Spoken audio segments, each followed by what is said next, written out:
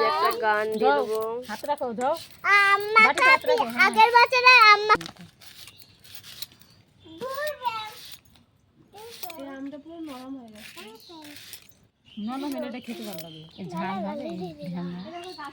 তুলো। এটা ঝাল হবে না। ঝাল হবে না তো।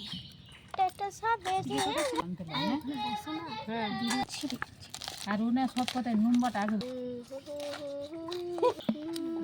আমি খেতে পারবো ওই দেখো টুকরো হয়েছে জঙ্গলে ফেলে দিয়ে যা